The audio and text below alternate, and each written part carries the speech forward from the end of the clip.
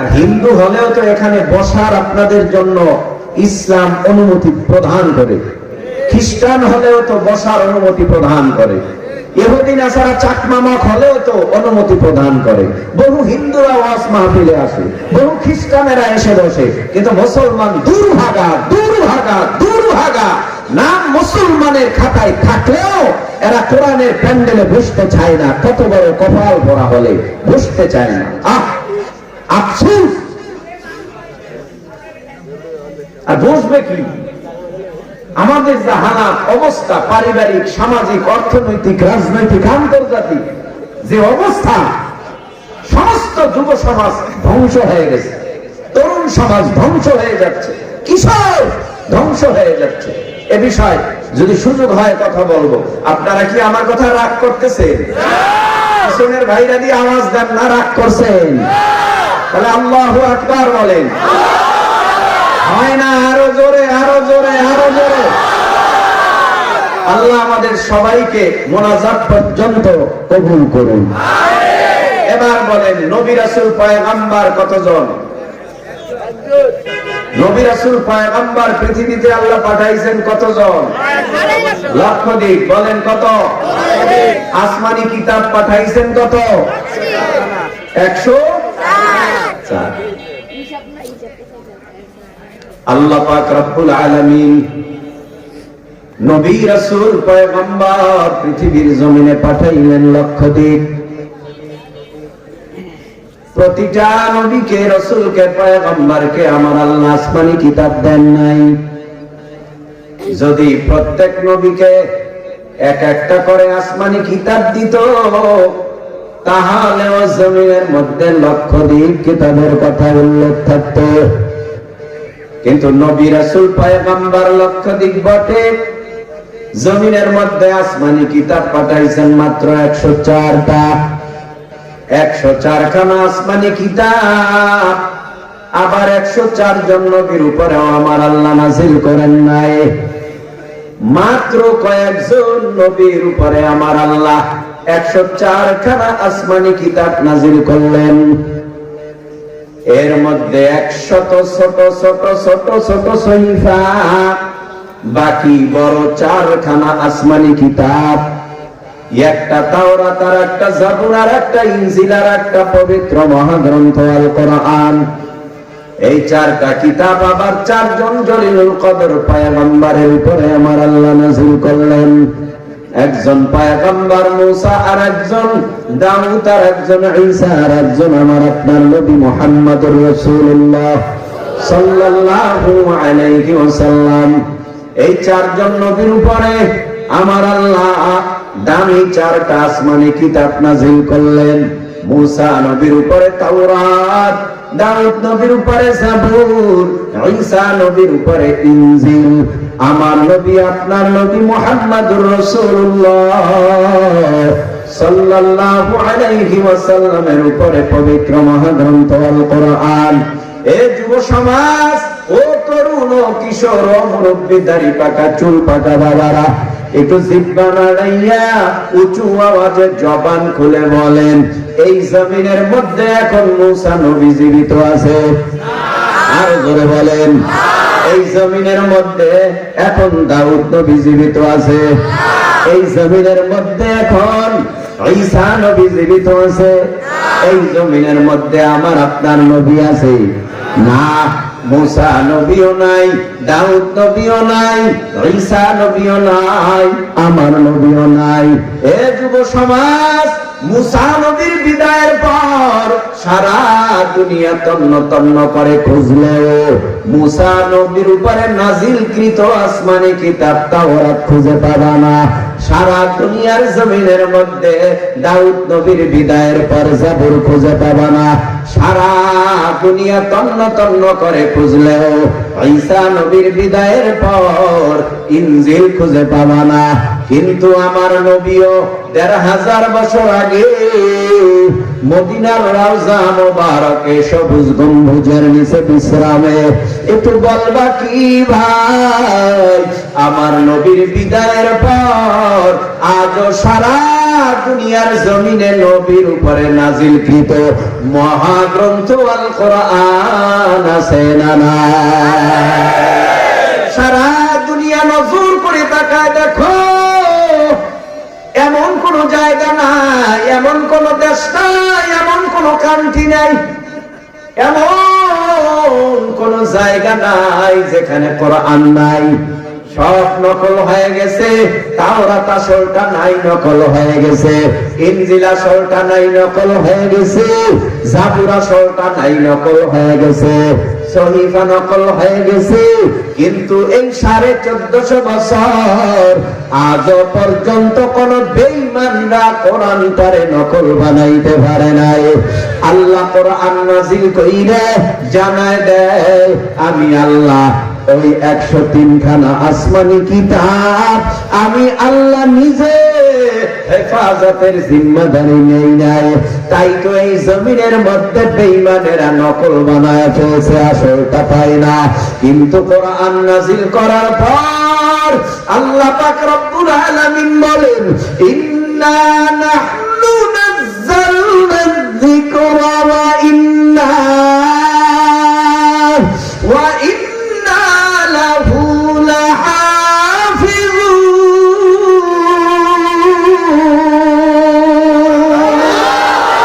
কালামে জিন্দা কুরআনে হাকীম হিকমতে লা ইয়াজালাস্তু কাদিম জামিউল ইলমি ফিল কুরআনে হাকীম تقاصرت عنه أفهام الرجال بخا قرآن كلام الله بشر قديم مين إنا نحن نزلنا الذكر وإنا له لحافظون। আল্লাহ বলেন, নিশ্চয়ই কোরআন নাযিল করেছি আমি আল্লাহ, আর এই কোরআনের হেফাজতের জিম্মাদারিও নিলাম আমি আল্লাহ। এ যুব সমাজ, একটু জিহ্বা নাড়া বলো, এই দেশের মধ্যে ঘরে আগুন লাগেনি? তাদের চাঁদপুরে ঘর পুড়েনি? ঘরের মধ্যে আগুন লেগেছে, ঘর পুড়ে ছাই। আলমারির ভিতরে, ওই সুকেজের ভিতরে আল্লাহর একটা কোরআন রাখা ছিল, ঘর পুড়ে ছাই হয়ে গেল। শালটি কাটলো আকার, দরওয়াজা জানালা টিন সব পুড়ে ছাই হয়ে গেল। সুকেজ পুড়ে গেল, ওই সুকেজের মধ্যে আল্লাহর কোরআন ছিল, কোরআনের উপরের পৃষ্ঠাগুলিও পুড়ে গেল। কিন্তু সূরা ফাতিহা থেকে শুরু করে 114টা সূরা কোরআনের মধ্যে সূরা নাস পর্যন্ত একটা আয়াতেও আগুন জ্বালায় দিতে পারে নাই। এই যে আগুনের ভেতরে কোরআনটা যিনি হেফাজত করেছে, এনার নামই হলো আল্লাহ। ঠিক কি না?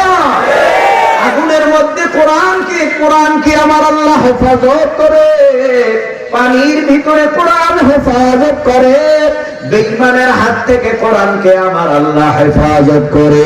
সারা দুনিয়ার জমিনের মধ্যে 1450 বছরের আগের কোরআন এখনো সারা দুনিয়ার জমিনের মধ্যে আছে। আবু জাহাল, সাহেবা অথবা আবু লাহাব কোরআনের দুশমন, কোরআনের আলোকে বন্ধ করার জন্য ষড়যন্ত্র করেছিল, কিন্তু তারা পারে নাই। এই 1450 বছরের মধ্যে কত বেঈমানে লোয়ার গেল কোরআনের আলোকে জমিনের সাথে মিটায় দেওয়ার জন্য, নিভায় দেওয়ার জন্য ষড়যন্ত্র করলো। কিন্তু এই 1450 বছর কোন বেঈমান কোরআনকে জমিনের সাথে মিটায় দিতে পারে নাই। আমার আল্লাহর কোরআন আমার আল্লাহ নিজে হেফাজত করছে, কিয়ামত পর্যন্ত আমার আল্লাহ নিজে হেফাজত করবে। কোরআনের সাথে যারা বেয়াদবি করবে, আমার আল্লাহ তাদেরকেই আল্লাহর গজব দিয়া ধ্বংস করে ফেলবে। ঠিক কিনা? মিনহা খালাকনাকুম ওয়া ফিহা নুঈদুকুম ওয়া মিনহা নুখরিজুকুম তাওয়াতান উখরা।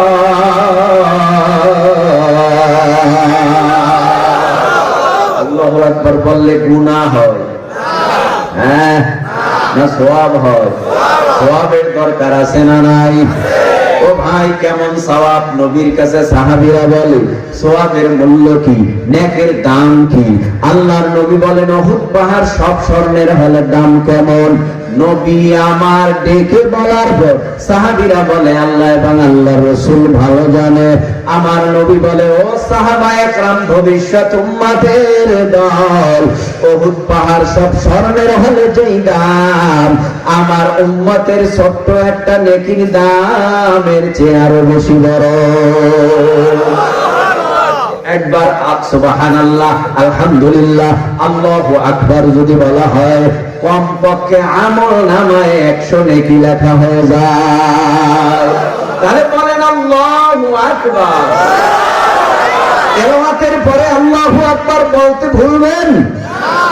যদি 20 বার তেলাওয়াত হয়, 20 বার যদি আল্লাহু আকবার বলে, আপনার আমল নামায় কত সওয়াব হবে। আল্লাহ যেন আমাদের সবাইকে কবুল করেন, বলেন আমিন। মিনহা খালাকনাকুম ওয়া ফিহা নুঈদুকুম ওয়া মিনহা নুখরিজুকুম তাওয়াতান উখরা।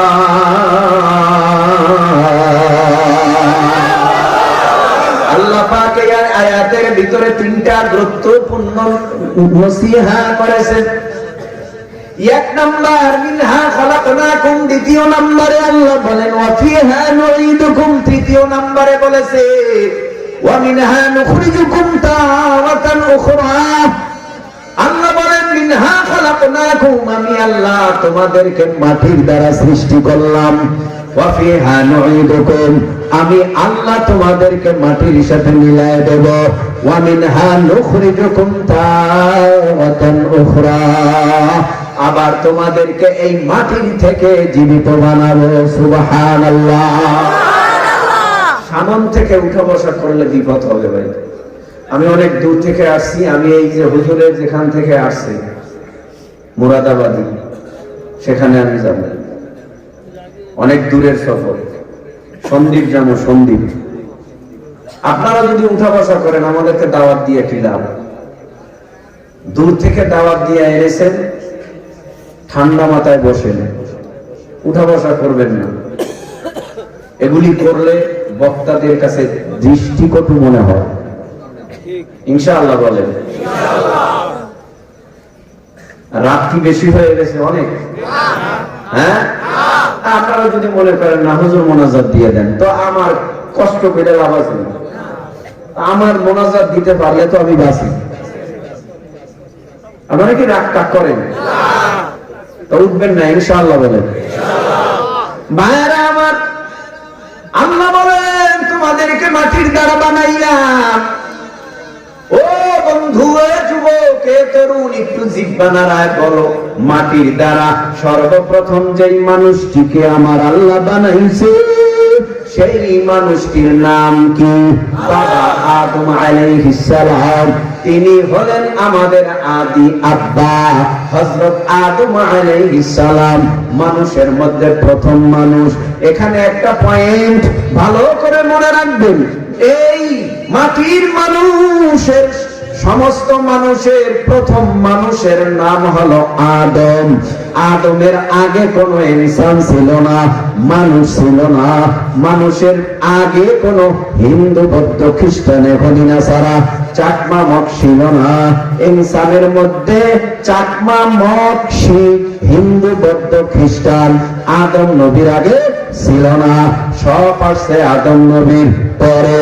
এবার মহাব্বতের নজরে বলো, এই জমিনের মধ্যে আদম নবীকে আমার আল্লাহ বানায়া সমস্ত ফেরেশতাদেরকে আদেশ করেছিলেন নি, ওয়া ইয ক্বালা রাব্বুকা লিল মালাইকাতি ইসজুদু লি আদামা ফাসাজাদু ইল্লা ইবলিস।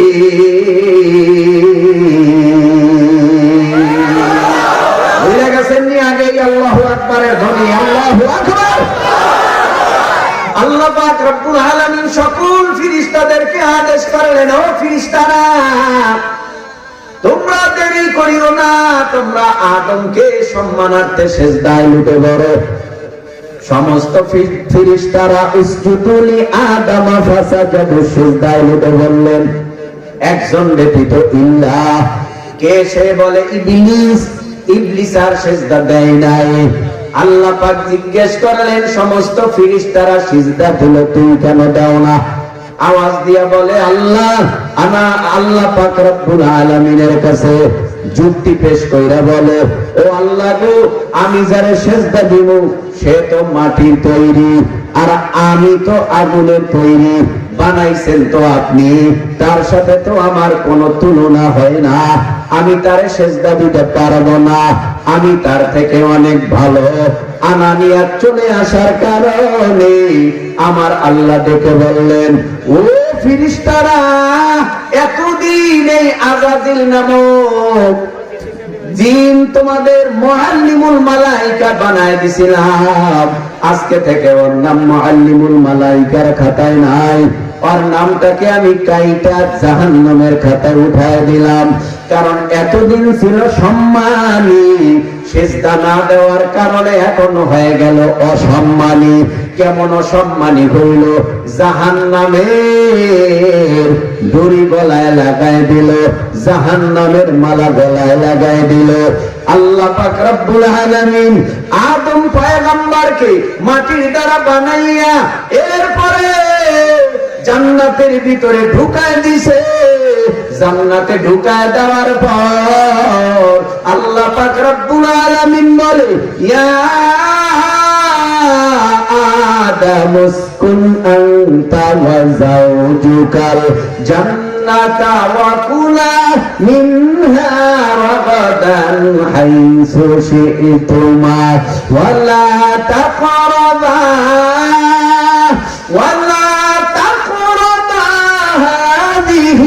শাজাওয়াতা ফাতাকুনা মিনাল যালিমিন।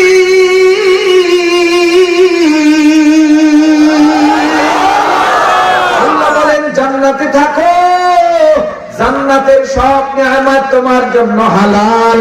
যেখানে ঘোরার ঘোরো, যেখানে খাওয়ার খাও, যা পান করার করো, কিন্তু সাবধান, জান্নাতের ভিতরে একটা গাছ আছে, গন্ধম গাছ, ওই গাছের কিনারায় যাইবা না, গেলে কিন্তু ধ্বংস হয়ে যাইবা।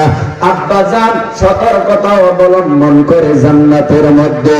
কিন্তু জান্নাতে এত সুন্দর নিয়ামত, কোন কিছুর অভাব নাই, ফলের অভাব নাই, ফুলের অভাব নাই, জাজিমের অভাব নাই, কামরার অভাব নাই, কত আরাম। সালামু কাওলাম মির রাব্বির রহিম। অনেক আনন্দদায়ক, শান্তিদায়ক একটা জায়গা জান্নাত। এত সুখের বাড়িতে থাকার পরেও অন্তরের মধ্যে কি কল্পনা জল্পনা চলতেছে। এত সুন্দর বাড়িতে একা একা মন টেকে না, একা একা ভালো লাগে না। আমার আল্লাহ তো অন্তর্যামী, অন্তরের খবর দুনিয়ার কেউ জানে না। ইন্না আলাইকুম লাহাফিযিনা কিরামান কাতিবিনা ইয়ালামুনা মা তাফআলুন।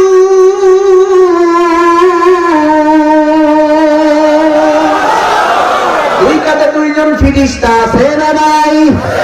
একজন কিরামান আর একজন কাতিবিন, আর সহযোগী 19 জন। অন্তরে কি কল্পনা জল্পনা হয়, এত নিকটে থাকার পরেও তারা জানে না অন্তরের খবর। কিরামান জানে না, কাতিবিন জানে না, কোন ফেরেশতারা জানে না, পীর জানে না, দরবেশ জানে না, নবীরাও জানে না। অন্তরের খবর জানে একমাত্র আমার আল্লাহ।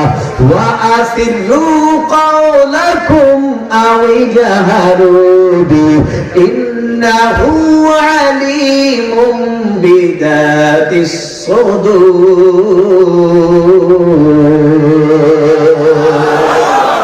গোপনে পাপ করলে কে দেখে বলে? অন্ধকারে আলোতে। যেখানেই তুমি অন্যায় করো, অপরাধ করো, পৃথিবীর কেউ দেখে না, মা দেখে না, বাবা দেখে না, ভাই দেখে না, বোন দেখে না, আমার আল্লাহ দেখে। অন্তরের মধ্যে কি কল্পনা জল্পনা, দুনিয়ার কেউ দেখে না, দেখে একমাত্র আমার আল্লাহ। দুনিয়ার কেউ শোনে না, শোনে একমাত্র আমার আল্লাহ। তো আদম পয়গম্বর জান্নাতের মধ্যে ঘোরাফেরা করে, একা একা ভালো লাগে না। ব্যাপারটা আমার আল্লাহ বুঝলেন, এখন আদমের একজন সঙ্গিনী দরকার। এই জন্য আদমের একজন সাথী বানাবে, সঙ্গিনী বানাবে। আল্লাহ পাক জিবরাইল আলাইহিস সালাম ফেরেশতারে ডাইকা বলে, ও জিবরাইল, জান্নাতের ভিতরে যাও। জান্নাতে যাইয়া তাড়াতাড়ি আদম নবী ঘুমাইতেছে, তার বাম পাজর থেকে একটা বাঁকা হাড্ডি ভেঙে আমি আল্লাহর কাছে জমা দাও। এ যুব সমাজ, একটু মহাব্বতে জিহ্বা নাড়াইয়া উঁচু আওয়াজে বলো না ভাই, আমার আল্লাহ যখন যা চান তখন তা পারে কি পারে না? তাদের কুদরত দারি বার কামাল, আনতা রাব্বি আনতা হাসবি যুল জালাল, তুহি কাদের জলিলুল্লাহ জাহাদার বহর হালে, তুহি মেরা নিগাহদার। কুল আলাহু কুন ফায়াকুন, আল্লাহ যখন যা চান তখন তা পারেন। আমার আল্লাহ দেরি করে নাই, বাঁকা হাড্ডি পাইয়া আদম নবীর সঙ্গিনী বানায়া জান্নাতের মধ্যে আব্বা জানের কাছে বসা করায় রাখলেন। কত সুন্দরী এক নারী আল্লাহ বানাইছে। তাফসীরের কিতাবে আছে কিয়ামত পর্যন্ত এত সুন্দরী নারী আর কেউ আসবে না। আমাদের আদি আম্মা হাওয়া আলাইহিস সালামকে এত সুন্দর করে বানাইয়া ওই আব্বাজানের পাশে বসা করায় রাখলেন। কিন্তু আব্বাজান তো নাক টানে আর ঘুমায়। হঠাৎ ঘুম থেকে উঠছে, উইঠা দেখে আব্বাজানের পাশে খুবসুরাতি একজন সুন্দরী কুমারী রূপসী একটা নারী। ইতিপূর্বে আব্বাজান এমন সুন্দর নারী আর দেখে নাই। আব্বাজানের কলিজার সাথে আম্মাজানের কলিজার একটা মহাব্বতের ভালোবাসার তার লাগায় দিছে। এখন আব্বাজান বারবার আদি আম্মাজানের দিকে তাকায়। আল্লাহ কয়, বানাইছি তোমার জন্য, তবে এখনো পর্যন্ত তোমার প্রতি দেখা হালাল করি নাই। হালাল হবে, তারপরে যত তাকাইবা তত সওয়াব তোমার আমলনামায় লেখা হবে। হালালের আগে, বিবাহের আগে যত তাকাইবা তত তোমার আমলনামায় গুনাহ হবে। আদম নবী কয়, আল্লাহ তাড়াতাড়ি আমার বিবাহ বন্ধনে আবদ্ধ করায় দাও। আল্লাহ নিজে কাজী হইয়া ফেরেশতাদেরকে সাক্ষী রাইখা আম্মাজান হাওয়া আলাইহিস সালাম এবং আব্বাজান আদম আলাইহিস সালাম এই দুইজনের সাথে বিবাহ বন্ধনে আবদ্ধ করায় দিল। এখন একে অপরের স্বামী তাকাইতে তো পারে, তার কাছে যাইতে পারে, কিন্তু আল্লাহ পায় না। বিয়া হয়েছে বটে, এখনো মোহর আদায় হয় নাই। মোহর আদায় কি দিয়া আদায় করব? বলে, আমার একজন নবী, আসমানে তার নাম আহমদ, জমিনে প্রকাশ পাবে মুহাম্মদ সাল্লাল্লাহু আলাইহি ওয়াসাল্লাম। ওই মুহাম্মাদের নামে যদি তুমি দরুদ পড়ো তো মোহর আদায় হয়ে যাবে। আব্বাজান আর দেরি করে না, আব্বাজান দরুদ পড়া মোহরানা আদায় করেছে। তো ওই জান্নাতের ভিতরে এখন একজনের স্বামী আর একজন স্ত্রী, অর্থাৎ স্বামী স্ত্রী জান্নাতের ভিতরে বসবাস করে। এত সুন্দর জায়গা থেকে তো কারো আসতে মন চায় না। ওই দিকে তো আল্লাহ বলেছেন সাবধান, গন্ধম গাছের কিনারায় যাইবা না। আব্বাজান যায় না, কিন্তু শয়তানের ধোঁকায় পড়ে গেল আম্মাজান। শয়তানের ধোঁকায় পড়িয়া ওই দিকে ছুটে চলেছে। লম্বা কথা, গন্ধম খেয়ে ফেললেন। জান্নাতের মধ্যে থাকার জন্য কত অনুনয় বিনয়, কিন্তু কেমনে থাকবে? জান্নাতের মধ্যে যখন ফল গন্ধম খেয়ে ফেললেন, জান্নাতে তো আর পায়খানার জায়গা নাই, টয়লেট নাই, বাথরুম নাই, হাজত সারা লাগবে। জান্নাত তো পবিত্র জায়গা, এজন্য আমার আল্লাহ জানাইয়া দেয় এই জান্নাতে এখন তোমাদেরকে রাখা চলবে না। এখন দুনিয়ার জমিনে যাও, হাজত সেরে আসো। হাজত সারতে যেতে সময়, এত সময়ের জন্য আল্লাহ দুনিয়ায় পাঠাইছে।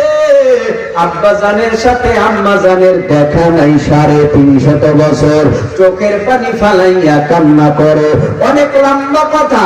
আদম নবীরে দুনিয়ায় পাঠাইয়া আল্লাহ পাক রব্বুল আলামিন পয়গম্বরকে কর্মসূচি দিল, আসমানি সহিফা দিল, আসমানি কিতাব।